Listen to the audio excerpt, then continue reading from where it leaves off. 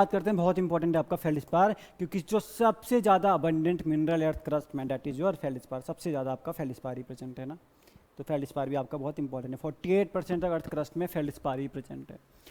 Feldspar होता है आपका anhydrous aluminosilicate of potassium, sodium and calcium. ठीक है, एनहाइड्रस एल्यूमिनोसिलिकेट। एल्यूमिनोसिलिकेट, एनहाइड्रस मतलब कि वाटर नहीं है ना, हाइड्रस मतलब वाटर होगा, एनहाइड्रस मतलब वाटर नहीं है।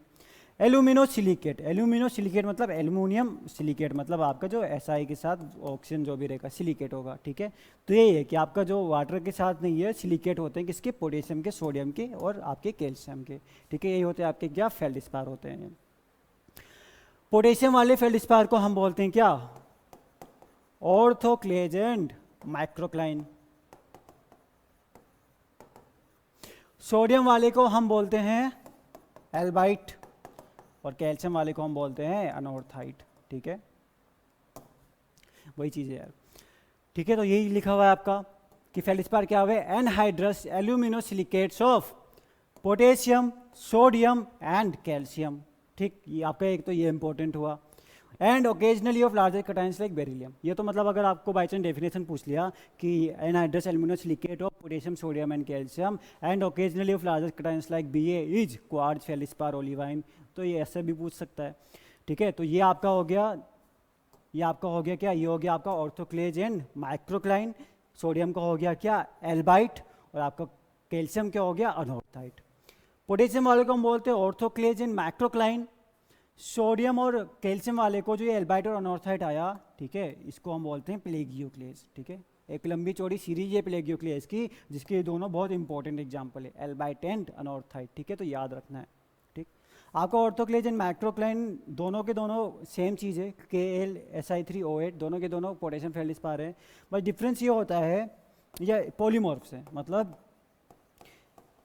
इनका दोनों का फार्मूला यही होगा, बट इनका स्ट्रक्चर थोड़ा सा डिफरेंट करेगा एक दूसरे से, है ना, तो इनकी प्रॉपर्टी भी हल्की सी डिफरेंट कर जाती है। तो ये आपके पॉलीमॉर्फ्स हैं, मगर है सेम ही चीज़, केमिकल फार्मूला दोनों का सेम ही है। ठीक, तो आपके ऑर्थोक्लेज, माइक्रोक्लाइन ये याद रखना है। ठीक है, पोटेशियम फेल्डस्पार को हम ये बोलते हैं, सोडियम को ये, कैल्शियम को ये। ठीक है, तो जो ये आपका हो गया क्या, फेल्डस्पार। ठीक है,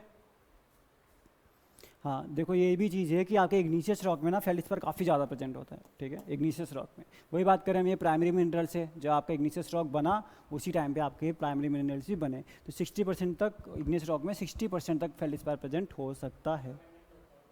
फेल्डस्पार, हाँ फेल्डस्पार मोस्ट अबेंडेंट है, उसके बाद क्वार्ट्ज है, उसके बाद माइका है, आएगा वो भी आगे लिखा हुआ है। ठीक है, समझ आया, क्वार्ट्ज और फेल्डस्पार, है ना। क्वार्ट्ज में हमने दो चीज़ें याद करी, SiO2 है और रेजिस्टेंट टू वेदरिंग है, बाकी प्राइमरी मिनरल्स कोर्स फ्रैक्शन में मिलते हैं, हमें ये पता।